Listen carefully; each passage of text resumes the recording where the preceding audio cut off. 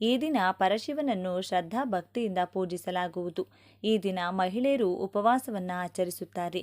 ವಿವಾಹಿತ ಅಥವಾ ಅವಿವಾಹಿತ ಹೆಂಗಸರು ಅಥವಾ ಹುಡುಗಿಯರು ಪತಿ, ತಂದೆ, ಸಹೋದರ, ಮಗ ಮತ್ತು ಮನೆಯಲ್ಲಿನ ಇತರ ಪುರುಷರ ದೀರ್ಘಾಯುಷ್ಯ ಮತ್ತು ಸಮೃದ್ಧಿಗಾಗಿ ಪೂಜೆಯನ್ನು ಮಾಡ್ತಾರೆ.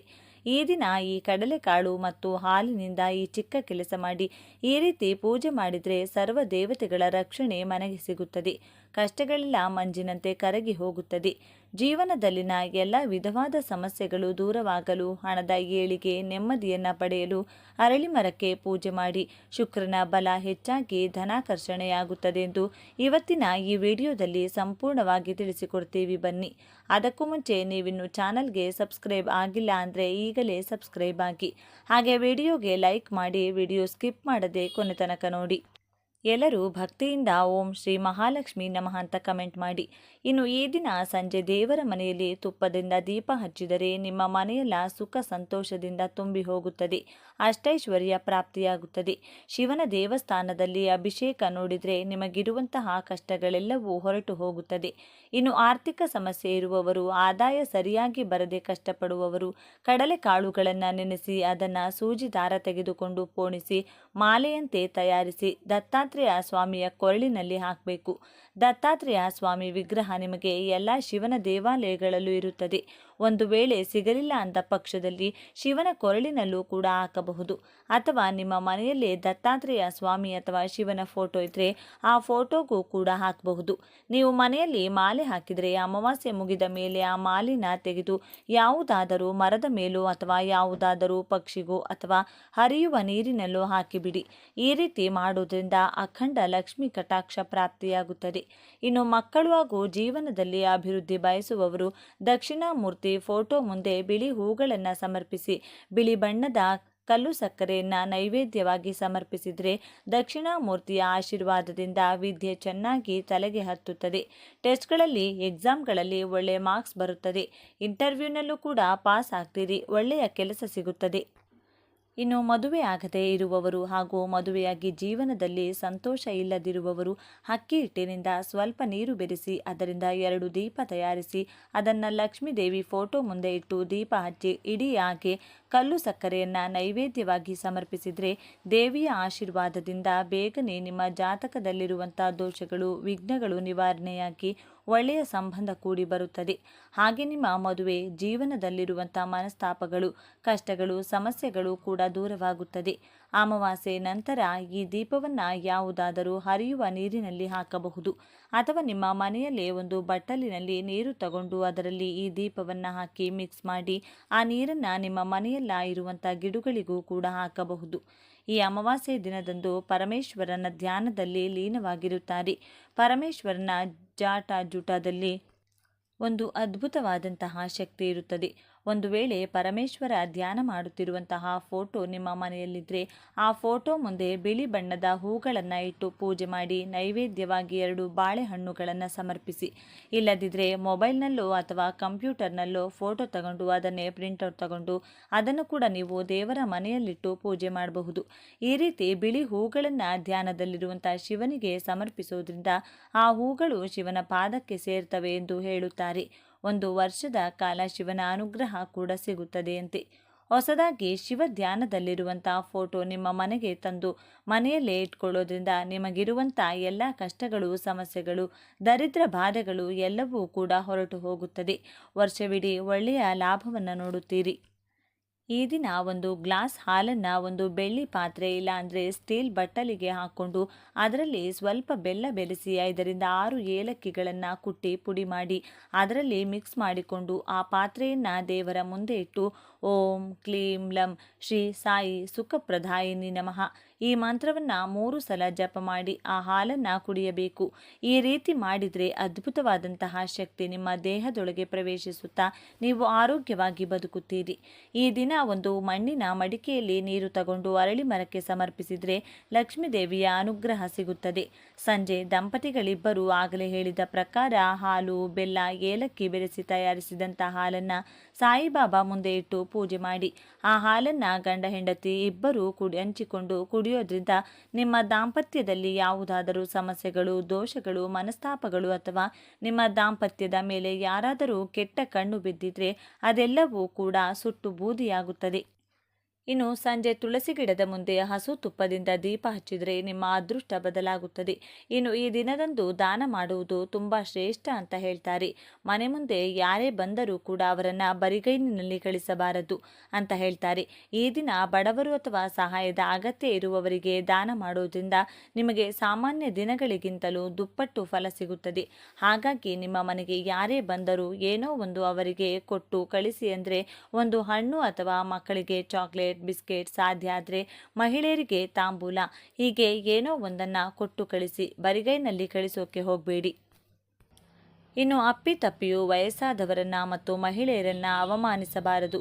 ವಾಸ್ತವದಲ್ಲಿ ಹಿರಿಯರನ್ನ ಗೌರವಿಸಲು ಇಟ್ಟಿರುವಂತಹ ಆಚಾರ. ಹಾಗಾಗಿ ನಿಮ್ಮ ತಂದೆ ತಾಯಿ, ಅತ್ತೆ ಮಾವ, ಅಜ್ಜಿ ತಾತರನ್ನ ಕೂರಿಸಿ ಸೇವೆ ಮಾಡಿ ಅವರ ಪಾದಗಳಿಗೆ ನಮಸ್ಕಾರ ಮಾಡಿಕೊಳ್ಳಿ. ಇನ್ನು ಈ ದಿನ ಈ 3 ಪದಾರ್ಥಗಳನ್ನು ಬೆರೆಸಿ ಧೂಪ ಹಾಕೋದ್ರಿಂದ ನಮಗೆ ಅದ್ಭುತವಾದಂತಹ ಫಲ ಬರುವುದು ಸ್ವಂತ ನಾವೇ ಗಮನಿಸಬಹುದು.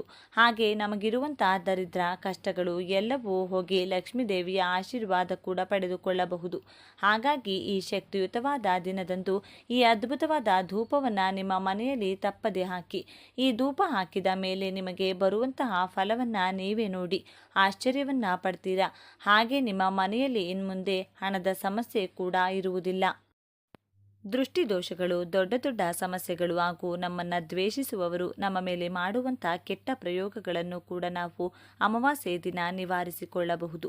ತುಂಬ ಜನರಿಗೆ ಮನೆಯಲ್ಲಿ ಗಲಾಟೆಗಳು, ಸಮಸ್ಯೆಗಳು, ಹಣದ ಕೊರತೆ, ಆರೋಗ್ಯ, ನೆಮ್ಮದಿ ಇಲ್ಲದಿರುವುದು, ಮಕ್ಕಳ ವಿದ್ಯಾಭ್ಯಾಸದಲ್ಲಿ ಸಮಸ್ಯೆ, ಕೆಲಸದಲ್ಲಿ ಸಮಸ್ಯೆ, ವ್ಯಾಪಾರದಲ್ಲಿ ಸಮಸ್ಯೆ, ಹೀಗೆ ಯಾವುದೋ ಒಂದು ಸಮಸ್ಯೆ ಇರುತ್ತದೆ. ನಿಮ್ಮ ಮನೆಯಲ್ಲಿಯೂ ಕೂಡ ಇದರಲ್ಲಿ ಯಾವುದಾದರೂ ಸಮಸ್ಯೆ ಇದ್ದರೆ ಈ ದಿನ ನಾನು ಹೇಳೋ ರೀತಿಯಲ್ಲಿ ತಪ್ಪದೆ ಧೂಪ ಹಾಕಿ. ನಿಮಗೆ ಅಂಗಡಿ ಇದ್ದರೆ ಅಲ್ಲೂ ಕೂಡ ಈ ಧೂಪವನ್ನು ಹಾಕಿ. ಎಷ್ಟು ಬೇಗನೆ ನಿಮ್ಮ ಸಮಸ್ಯೆಗಳು ಹೊರಟು ಹೋಗುತ್ತದೆ ಅನ್ನೋದನ್ನು ನೀವೇ ನೋಡ್ತೀರಿ. ಈ ದಿನ ಈ 3 ಪದಾರ್ಥಗಳನ್ನು ಬೆರೆಸಿ ಧೂಪ ಹಾಕೋದ್ರಿಂದ ಮನೆಯಲ್ಲಿ ತುಂಬ ಒಳ್ಳೆಯದು ನಡೆಯುತ್ತದೆ. ಯಾಕೆಂದರೆ ಪ್ರತಿಯೊಬ್ಬರ ಮನೆಯೊಳಗೂ ಬಾತ್ರೂಮ್ಗಳು ಇರುತ್ತವೆ. ನಾವು ಹೊರಗಡೆ ಎಲ್ಲ ಕಡೆ ಓಡಾಡಿ ಮನೆಗೆ ಬಂದು ಬಾತ್ರೂಮ್ ಒಳಗೆ ಕಾಲು ತೊಳೆದುಕೊಳ್ತೀವಿ. ನಾವು ಹೊರಗಡೆಯಿಂದ ಮನೆಗೆ ಬರುವಾಗ ನಮ್ಮ ಜೊತೆಗೆ ಹೊರಗಿರುವಂಥ ನೆಗೆಟಿವ್ ಎನರ್ಜಿ ಕೂಡ ಮನೆಯೊಳಗೆ ಬರುತ್ತದೆ. ನಮ್ಮ ಕಣ್ಣಿಗೆ ಅದು ಕಾಣಿಸದಿರುವುದರಿಂದ ನಾವು ಅದನ್ನು ಗಮನಿಸುವುದಿಲ್ಲ. ಹಾಗೆ ನಮ್ಮ ಮನೆಯೊಳಗೆ ಬರುವವರು ಕೆಟ್ಟವರು, ಒಳ್ಳೆಯವರು ಇಬ್ಬರು ಇರುತ್ತಾರೆ. ಅವರ ಜೊತೆ ಬರುವಂತಹ ನೆಗೆಟಿವ್ ಎನರ್ಜಿ ಕೂಡ ನಮ್ಮ ಮನೆಯೊಳಗೆ ಪ್ರವೇಶಿಸುತ್ತದೆ. ಆ ಕಾರಣಗಳಿಂದಲೂ ಕೂಡ ಮನೆಯಲ್ಲಿ ವಿಪರೀತವಾಗಿ ಸಮಸ್ಯೆಗಳು ಶುರುವಾಗುತ್ತದೆ. ಕೆಲವರು ಮನೆಗೆ ಬಂದು ಹೋದ್ಮೇಲೆ ಮನೆಯಲ್ಲಿ ವಿಪರೀತವಾಗಿ ಕಷ್ಟಗಳು ಶುರುವಾಗುವುದನ್ನು ನಾವು ಒಂದಲ್ಲ ಒಂದು ಸಲ ಗಮನಿಸಿರುತ್ತೇವೆ. ಆ ರೀತಿ ಆಗೋಕೆ ಕಾರಣ ಏನಂದರೆ ಅವರ ಮೈಯೊಳಗೆ ಯಾವುದಾದರೂ ನೆಗೆಟಿವ್ ಎನರ್ಜಿ ಇದ್ದರೆ ಅವರು ನಮ್ಮ ಮನೆಗೆ ಬಂದಾಗ ಆ ನೆಗೆಟಿವ್ ಎನರ್ಜಿ ಅವರ ಮೈಯಿಂದ ಹೊರಬಂದು ನಮ್ಮ ಮನೆಯೊಳಗೆ ಉಳಿದು ಹೋಗುತ್ತದೆ. ಹಿಂದಿನ ಕಾಲದಲ್ಲಾದರೆ ಹೊರಗಿನಿಂದ ಮನೆಗೆ ಬರಬೇಕು ಅಂದರೆ ಕಾಲು ತೊಳೆದುಕೊಂಡು ಮನೆಯೊಳಗೆ ಕಾಲಿಡುತ್ತಿದ್ದರು. ಈಗಲೂ ಕೂಡ ಕೆಲವು ಮನೆಗಳಲ್ಲಿ ಇದೇ ಆಚಾರ ಪಾಲಿಸುತ್ತಾರೆ. ದೇವಸ್ಥಾನಗಳಲ್ಲೂ ಕೂಡ ಇದೇ ಕಾರಣದಿಂದಲೇ ಕಾಲು ತೊಳೆದುಕೊಂಡು ಒಳಗೆ ಬರುವ ಆಚಾರ ಇಡಲಾಗಿದೆ.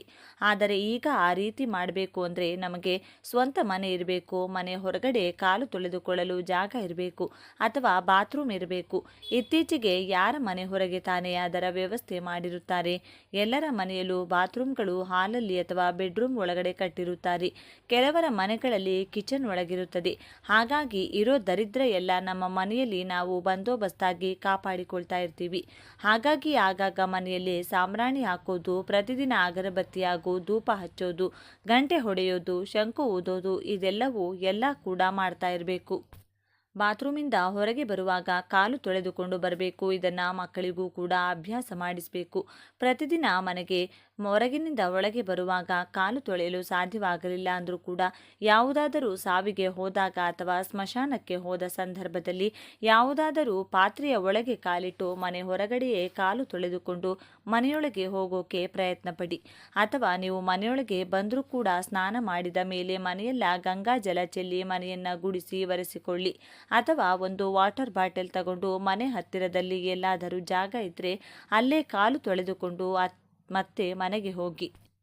ಇನ್ನು ಧೂಪ ಹಾಕೋಕೆ ಬೇಕಾದಂಥ ಪದಾರ್ಥಗಳು ಸಾಂಬ್ರಾಣಿ, ಕರ್ಪೂರ ಹಾಗೂ ಕೆಲವು ಒಣಗಿದಂಥ ಬೇವಿನ ಎಲೆಗಳು. ಈ 3 ಪದಾರ್ಥಗಳನ್ನು ತುಂಬ ಮುಖ್ಯ. ಇದರ ಜೊತೆಗೆ ನಿಮ್ಮ ಹತ್ತಿರ ಇದ್ದರೆ ಕೆಲವು ದರ್ಬೆ ಹಾಗೂ ಒಣಗಿದ ತುಳಸಿ ಎಲೆಗಳು ಮತ್ತು ಒಣಗಿದ ವೀಳ್ಯದೆಲೆಗಳನ್ನು ಕೂಡ ಸೇರಿಸಬಹುದು. ಇಲ್ಲದಿದ್ದರೆ ಬರೀ ಬೇವಿನ ಬೆಲೆ, ಕರ್ಪೂರ ಮತ್ತು ಸಾಂಬ್ರಾಣಿ ಬಳಸಿ ಧೂಪ ಹಾಕಿದರೂ ಕೂಡ ಸರಿ ಹೋಗುತ್ತದೆ. ಇದರಿಂದ ನಿಮ್ಮ ಮನೆಯಲ್ಲಿ ಏನಾದರೂ ನೆಗೆಟಿವ್ ಎನರ್ಜಿ ಇದ್ದರೆ ಅಥವಾ ಮೈಯಲ್ಲಿ ಏನಾದರೂ ಇದ್ದರೆ ಒಂದು ಕ್ಷಣ ಕೂಡ ನಿಮ್ಮ ಮನೆಯಲ್ಲಿ ಇರುವುದಿಲ್ಲ. ಯಾವ ರೀತಿ ಮನೆಯೊಳಗೆ ಬಂತು ಅದೇ ರೀತಿ ಹೊರಗೆ ಹೊರಟು ಹೋಗುತ್ತದೆ. ಅದು ನಿಮಗೆ ಕಾಣಿಸುವುದಿಲ್ಲ. ಆದರೂ ಕೂಡ ನೀವು ಈ ಧೂಪ ಹಾಕಿದ ಮೇಲೆ ನಿಮ್ಮ ಮನೆಯಲ್ಲ ಹಾಗೂ ಮೈಯಲ್ಲಿ ನಡೆಯುವಂಥ ಬದಲಾವಣೆಗಳನ್ನು ನೀವೇ ಗಮನಿಸುತ್ತೀರಿ. ಈ ವಿಡಿಯೋ ನಿಮಗೆ ಇಷ್ಟ ಆದರೆ ಲೈಕ್ ಮಾಡಿ, ಶೇರ್ ಮಾಡಿ. ಇಂಥ ಹೆಚ್ಚಿನ ಉತ್ತಮ ಮಾಹಿತಿಗಳಿಗಾಗಿ ತಪ್ಪದೇ ನಮ್ಮ ಚಾನೆಲ್ನ ಸಬ್ಸ್ಕ್ರೈಬ್ ಮಾಡಿಕೊಳ್ಳಿ. ತುಂಬಾ ಶಕ್ತಿಯುತವಾದ ಈ ದಿನದಂದು ನೀವು ನಿಮ್ಮ ಮನೆಯಲ್ಲಿ ಈ ನೀರನ್ನು ಚೆಲ್ಲಿದ್ರೆ ಸಾಕು, ಕಡು ಬಡವರಾಗಿದ್ದರೂ ರಾಜ್ಯವನ್ನು ಆಳ್ತೀರಾ, ಅಂದರೆ ಅಷ್ಟೊಂದು ಶ್ರೀಮಂತರಾಗ್ತೀರಿ ಅಂತ ಅರ್ಥ. ನಿಮ್ಮ ಮನೆಯಲ್ಲಿ ಯಾವುದಾದರೂ ದುಷ್ಟಶಕ್ತಿಗಳು, ದರಿದ್ರ, ಕಷ್ಟ, ನಷ್ಟ, ಪೀಡೆ, ಪಿಶಾಚಿ, ದೃಷ್ಟಿದೋಷ ಮುಂತಾದವು ಇದ್ದರೆ ಅದೆಲ್ಲವೂ ಕೂಡ ಈ ನೀರು ಚೆಲ್ಲುವ ಮೂಲಕ ಮನೆಯಿಂದ ಓಡಿ ಹೋಗುತ್ತದೆ. ಇದರಿಂದ ನಿಮ್ಮ ಜೀವನವೇ ಬದಲಾಗುತ್ತದೆ. ನೀವು ಬೇಡ ಅಂದರೂ ನಿಮ್ಮ ಮನೆಗೆ ಹಣ ಬರುತ್ತಿರುತ್ತದೆ. ಮನೆಯಲ್ಲಿ ಯಾರಿಗಾದರೂ ದೃಷ್ಟಿಯಾಗಿದ್ದರೆ ಅದು ಕೂಡ ಹೊರಟು ಹೋಗುತ್ತದೆ. 100 ವರ್ಷಗಳ ಕಾಲ ಆರೋಗ್ಯವಾಗಿ ಬದುಕುತ್ತೀರಿ. ಹಾಗಾದರೆ ಆ ಶಕ್ತಿಯುತವಾದ ದಿವ್ಯ ನೀರು ಯಾವುದು ಎಂದು ಈಗ ನಾವು ನೋಡೋಣ. ಆದರೆ ಅದಕ್ಕೂ ಮುಂಚೆ ನೀವಿನ್ನೂ ನಮ್ಮ ಚಾನಲ್ನ ಸಬ್ಸ್ಕ್ರೈಬ್ ಮಾಡಿಕೊಂಡಿಲ್ಲ ಅಂದರೆ ಖಂಡಿತ ಈಗಲೇ ಸಬ್ಸ್ಕ್ರೈಬ್ ಮಾಡ್ಕೊಳ್ಳಿ. ಹಾಗೆ ಈ ವಿಡಿಯೋ ಇಷ್ಟ ಆದರೆ ಮರೆಯದೆ ಒಂದು ಲೈಕನ್ನು ಕೊಡಿ. ಎಲ್ಲರೂ ಭಕ್ತಿಯಿಂದ ಓಂ ಶ್ರೀ ಮಹಾಲಕ್ಷ್ಮಿ ನಮಃ ಅಂತ ಕಮೆಂಟ್ ಮಾಡಿ. ನಮ್ಮ ಸನಾತನ ಧರ್ಮದ ಪ್ರಕಾರ ಮನುಷ್ಯರು ಇಷ್ಟ ಬಂದಾಗ ಸಮುದ್ರ ಸ್ನಾನ ಮಾಡುವಂತಿಲ್ಲ. ಖಂಡಿತವಾಗಿಯೂ ಮಾಡಬೇಕಾದ ಕೆಲಸಗಳಲ್ಲಿ ಅಥವಾ ವಿಧಿಗಳಲ್ಲಿ ಸಮುದ್ರ ಸ್ನಾನ ಕೂಡ ಈ ದಿನ ಎಂದು ಕೆಲವು ಅಳಲೆ ಕಾಯಿಲೆಗಳನ್ನು ಸಮುದ್ರದಲ್ಲಿ ಎಸೆದು ಸಮುದ್ರದ ನೀರಿನಲ್ಲಿ ಸ್ನಾನ ಮಾಡೋದ್ರಿಂದ ಪೂರ್ತಿಯಾಗಿ ಆ ವ್ಯಕ್ತಿಗಿರುವಂತಹ ಪೂರ್ತಿಯಾಗಿ ನರದೃಷ್ಟಿ ಹೊರಟು ಹೋಗುತ್ತದೆ. ಇನ್ನು ಜೀವನದಲ್ಲಿ ಎಂದೂ ಕೂಡ ಆ ವ್ಯಕ್ತಿಗೆ ನರದೃಷ್ಟಿ ತಗುಲುವುದಿಲ್ಲ ಎಂದು ನಮ್ಮ ಶಾಸ್ತ್ರಗಳು ಹೇಳುತ್ತಿದೆ. ಈ ದಿನ ಅತಿ ಪವಿತ್ರವಾದದ್ದು. ಶ್ರೀ ಮಹಾವಿಷ್ಣು ಕೂರ್ಮಾವತಾರ ಪಡೆದು ಈ ಭೂಮಿಯನ್ನು ಕಾಪಾಡಿದ್ದು ಈ ದಿನ ಎಂದು ನಮ್ಮ ಕೂರ್ಮ ಪುರಾಣ ಹೇಳುತ್ತದೆ. ಈ ದಿನ ಚಂದ್ರದೇವರು ತುಂಬ ಸಾಮರ್ಥ್ಯವನ್ನು ಹೊಂದಿರುತ್ತಾರೆ. ನಮ್ಮ ಮನಸ್ಸಿನ ಮೇಲೆ ಚಂದ್ರನ ಪ್ರಭಾವ ಗಣನೀಯವಾಗಿ ಈ ದಿನ ಇರುತ್ತದೆ. ಇದೇ ದಿನದಂದು ಈ ಅವತಾರದ ಬಗ್ಗೆ ಅಷ್ಟೊಂದು ಜನರಿಗೆ ಗೊತ್ತಿಲ್ಲ. ಶಿವಾಲಯದ ಗರ್ಭಗುಡಿಯ ಮುಂದೆ ಎಡ ಹಾಗೂ ಬಲಗಡೆ 2 ಶರಬೇಶ್ವರನ ವಿಗ್ರಹಗಳನ್ನು ಪ್ರತಿಷ್ಠಾಪನೆ ಮಾಡಿರುವುದು ನೀವು ಶಿವ ದೇವಾಲಯಗಳಲ್ಲಿ ನೋಡಬಹುದು. ಇನ್ನು ಅತಿ ಪವಿತ್ರವಾದ ಈ ದಿನ ಎಂದು ಸಂಜೆ 6 ಗಂಟೆಯಿಂದ ರಾತ್ರಿ 12 ಗಂಟೆಯ ಒಳಗೆ ನೀವು ನಿಮ್ಮ ದೇವರ ಮನೆಯಲ್ಲಿ ಶಿವ ಪಾರ್ವತಿಯ ಫೋಟೋ ಮುಂದೆ 2 ಅರಳಿ ಎಲೆಗಳನ್ನು ಇಡಬೇಕು. ಆ ಎಲೆಗಳಿಗೆ ಅರಿಶಿನ ಕುಂಕುಮದ ಬೊಟ್ಟುಗಳನ್ನು ಇಡಬೇಕು. ಇನ್ನು ಆ ಎಲೆಗಳ ಮೇಲೆ 2 ಮಣ್ಣಿನ ದೀಪಗಳನ್ನು ಇಟ್ಟು ಒಂದೊಂದು ದೀಪದಲ್ಲಿ 5 ಬತ್ತಿಗಳನ್ನು ಇಡಬೇಕು. ದೀಪದಲ್ಲಿ ಎಳ್ಳೆಣ್ಣೆ ಹಾಕಬೇಕು. ದೀಪವನ್ನು ಆರತಿ ಅಥವಾ ಅಗರಬತ್ತಿಯಿಂದ ಹಚ್ಚಬೇಕು. ಈ ರೀತಿ ದೀಪ ಹಚ್ಚುವಾಗ ನೀವು ಮನಸ್ಸಿನಲ್ಲಿ ಓಂ ನಮಃ ಶಿವಾಯ ಅಥವಾ ಓಂ ನಮೋ ನಾರಾಯಣಾಯ ಎಂಬ ಮಂತ್ರವನ್ನು ಜಪ ಮಾಡಬೇಕು. ಅದರ ನಂತರ ದೇವರ ಮನೆಯಲ್ಲಿ ಉತ್ತರದ ಕಡೆ ಮುಖ ಮಾಡಿ ಕುಳಿತುಕೊಂಡು ಓಂ ನಮಃ ಶಿವಾಯ ಅಥವಾ ಓಂ ನಮೋ ನಾರಾಯಣ ಎಂಬ ಈ ಮಂತ್ರವನ್ನು 21 ಸಲ ಜಪ ಮಾಡಿ ದೇವರಿಗೆ ನಮಸ್ಕಾರ ಮಾಡಿಕೊಂಡು ನಿಮ್ಮ ಮನಸ್ಸಿನಲ್ಲಿರುವ ಕೋರಿಕೆಯನ್ನು ಹೇಳಬೇಕು. ಅಥವಾ ನೀವು ಈ 2 ಮಂತ್ರಗಳನ್ನು ಕೂಡ ತಲಾ 21 ಸಲ ಹೇಳಬಹುದು. ಈ ರೀತಿ ನಾಳೆ ಯಾರು ಮಾಡ್ತಾರೋ ಅವರ ದೆಸೆ ಬದಲಾಗಿ ರಾಜಯೋಗ ಅವರ ಕೈ ಹಿಡಿಯುತ್ತದೆ. ಶಿವ ಪಾರ್ವತಿಯರ ಆಶೀರ್ವಾದ ನಿಮಗೆ ನೇರವಾಗಿ ಸಿಗುತ್ತದೆ. ನಿಮ್ಮ ಮನೆಯಲ್ಲಿರುವ ಕಷ್ಟ, ನಷ್ಟ, ದರಿದ್ರ, ದುಃಖ ಎಲ್ಲವೂ ಕೂಡ ಆ ದೀಪದ ಕಾಂತಿಯಲ್ಲಿ ಸುಟ್ಟು ಬೂದಿಯಾಗುತ್ತದೆ. ಬಿಸಿಲು ಹೆಚ್ಚಾಗಿರುವ ಈ ತಿಂಗಳಿನಲ್ಲಿ ಮಜ್ಜಿಗೆ, ಮೊಸರನ್ನ, ಮಡಿಕೆಯಲ್ಲಿರುವಂಥ ನೀರು, ಅಂಬಲಿ, ಚಪ್ಪಲಿ, ಕೊಡೆ, ಬೀಸಣಿಗೆ ಮುಂತಾದವುಗಳನ್ನು ದಾನ ಮಾಡಿದರೆ ಮಹಾಪುಣ್ಯ ಬರುತ್ತದೆ. ಲಕ್ಷ್ಮೀ ದೇವಿಯನ್ನು ಒಲಿಸಿಕೊಳ್ಳಲು ತುಂಬ ಉತ್ತಮವಾದ ಈ ದಿನ ಇಂದು ಉಪವಾಸ ಇದ್ದು ಪುಣ್ಯ ಸ್ನಾನ ಮಾಡುವುದು ಮತ್ತು ದಾನ ಮಾಡುವುದು ತುಂಬ ಶುಭ ಕೊಡುತ್ತದೆ. ಮಹಾವಿಷ್ಣು ಹಾಗೂ ಮಹಾಲಕ್ಷ್ಮಿಯನ್ನು ಪೂಜಿಸಬೇಕು. ನಾಳೆ ಕೆಲವು ಪ್ರತ್ಯೇಕವಾದ ವಸ್ತುಗಳನ್ನು ದಾನ ಮಾಡಿದರೆ ಆ ವ್ಯಕ್ತಿ ಎಲ್ಲ ವಿಷಯದಲ್ಲೂ ಎಲ್ಲ ಕ್ಷೇತ್ರಗಳಲ್ಲೂ ಅಭಿವೃದ್ಧಿ ಪಡೆಯುತ್ತಾನೆ. ಆರ್ಥಿಕ ಸಮಸ್ಯೆಗಳಿಂದ ವಿಮುಕ್ತಿ ಪಡೆಯುತ್ತಾನೆ. ಈ ದಿನ ಇಂದು ನೀವು ತೆಗೆದುಕೊಳ್ಳುವ ಕೆಲವು ನಿರ್ಣಯಗಳು ನಿಮ್ಮ ಜೀವನದಲ್ಲಿರುವ ಸಮಸ್ಯೆಗಳನ್ನು, ವಿಘ್ನಗಳನ್ನು ನಿವಾರಣೆ ಮಾಡಿ ಸುಖ ಶಾಂತಿಯನ್ನು ಕೊಡುತ್ತದೆ.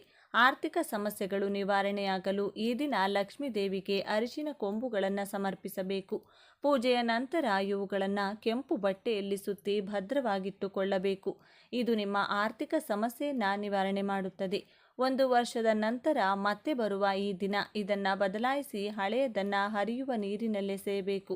ಇದು ಲಕ್ಷ್ಮಿಯ ಆಶೀರ್ವಾದವನ್ನು ನಿಮಗೆ ಕೊಡುತ್ತದೆ. ಧನಲಾಭ ಮತ್ತು ಲಕ್ಷ್ಮೀ ದೇವಿಯ ಅನುಗ್ರಹ ಪಡೆಯಲು ಈ ದಿನ ಇಂದು ಪೊರಕೆಯನ್ನು ಯಾರಿಗಾದರೂ ದಾನ ಕೊಡಬೇಕು. ಪೊರಕೆ ಸಾಮಾನ್ಯವಾಗಿ ಯಾರಿಗೂ ಕೊಡಬಾರದು ಅಂತ ಹೇಳ್ತಾರೆ. ಆದರೆ ಈ ಒಂದು ದಿನ ಮಾತ್ರ ನೀವು ಯಾರಿಗಾದರೂ ಪೊರಕೆ ದಾನ ಮಾಡಬಹುದು. ಪವಿತ್ರವಾದ ದಿನಗಳಲ್ಲಿ ಗಂಗಾ ನದಿ ಮುಂತಾದ ಪುಣ್ಯ ನದಿಗಳಲ್ಲಿ ಸ್ನಾನ ಮಾಡಿದರೆ ಜೀವನದಲ್ಲಿರುವ ಕಷ್ಟಗಳೆಲ್ಲವೂ ಹೊರಟು ಹೋಗುತ್ತದೆ.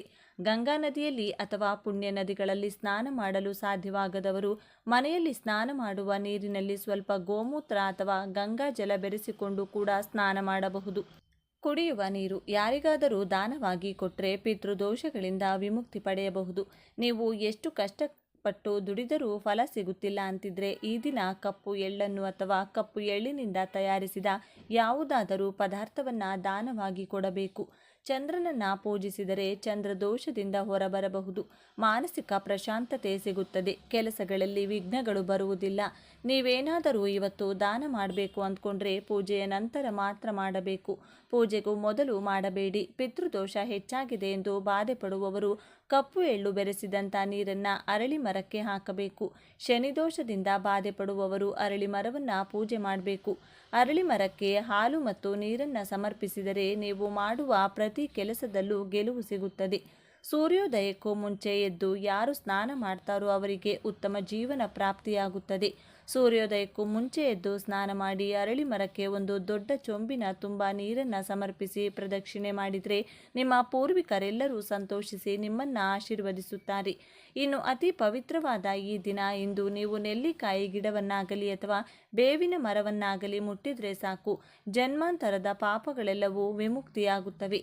ಈ ವಿಶೇಷ ಎನ್ನುವುದು ಮಹಾವಿಷ್ಣು, ಮಹಾಲಕ್ಷ್ಮಿ ಮತ್ತು ಮಹಾಶಿವನಿಗೆ ತುಂಬ ಇಷ್ಟವಾದಂತಹ ದಿನ. ನೀವು ನೆಲ್ಲಿಕಾಯಿ ಗಿಡವನ್ನು ಮುಟ್ಟೋದ್ರಿಂದ ನಿಮ್ಮ ಮೈಯಲ್ಲಿರುವ ದೋಷಗಳೆಲ್ಲ ಆ ಗಿಡ ಎಳೆದುಕೊಂಡು ಸಕಾರಾತ್ಮಕ ಶಕ್ತಿಯನ್ನು ನಿಮ್ಮ ದೇಹದಲ್ಲಿ ಪ್ರವೇಶ ಮಾಡುತ್ತದೆ. ತ್ರಿಮೂರ್ತಿಗಳ ಆಶೀರ್ವಾದ ಪಡೆದುಕೊಳ್ಳಲು ನೀವು ಬೇವು ಅಥವಾ ನೆಲ್ಲಿಕಾಯಿ ಗಿಡವನ್ನು ಮುಟ್ಟಿ ನಮಸ್ಕಾರ ಮಾಡಿಕೊಳ್ಬೇಕು. ಬೇವಿನ ಮರ ಮುಟ್ಟೋದ್ರಿಂದ ನಿಮಗೆ ಅದೃಷ್ಟ ಒಲಿಯುತ್ತದೆ. ತುಂಬ ವರ್ಷಗಳಿಂದ ನೀವು ಅನುಭವಿಸುತ್ತಿರುವ ಕಷ್ಟಗಳು ನಾಳೆಗೆ ಕೊನೆಯಾಗುತ್ತದೆ. ಇನ್ನು ನೆಲ್ಲಿಕಾಯಿ ಗಿಡ ಅಥವಾ ಬೇವಿನ ಗಿಡ ಕಾಣಿಸಿದರೆ ಮೊದಲು ಅದಕ್ಕೆ ನೀರು ಹಾಕಿ ಮರದ ಸುತ್ತ ಪ್ರದಕ್ಷಿಣೆ ಹಾಕಿ ಸ್ವಲ್ಪ ಹೊತ್ತು ಮರದ ಮುಂದೆ ಕುಳಿತುಕೊಂಡು ಓಂ ನಮಃ ಶಿವಾಯ ಅಥವಾ ಓಂ ನಮೋ ನಾರಾಯಣಾಯ ಅಥವಾ 2 ಮಂತ್ರಗಳನ್ನು ಕೂಡ 11 ಅಥವಾ 21 ಸಲ ಹೇಳಿ ಮನೆಗೆ ಬಂದರೆ ನಿಮಗೆ ತುಂಬ ಪ್ರಯೋಜನಗಳು ಸಿಗುತ್ತದೆ. ರಾಜಯೋಗ ಕೂಡ ಬರುತ್ತದೆ. ಇನ್ನು ಅತಿ ಮುಖ್ಯವಾದ ವಿಷಯಕ್ಕೆ ಬಂದರೆ ಈ ನೀರನ್ನು ಯಾರು ಮನೆಯಲ್ಲಿ ಚೆಲ್ತಾರೋ ಅವರಿಗೆ ಬರುವಂಥ ಅದೃಷ್ಟ ಮಾತಿನಲ್ಲಿ ವರ್ಣಿಸಲು ಸಾಲುವುದಿಲ್ಲ. ರಾಜಯೋಗ, ಲಕ್ಷ್ಮಿ ಯೋಗ, ಧನಯೋಗ ಈ ರೀತಿ ಬೇಕಾದಷ್ಟು ಯೋಗಗಳು ನಿಮ್ಮ ಸ್ವಂತವಾಗುತ್ತದೆ.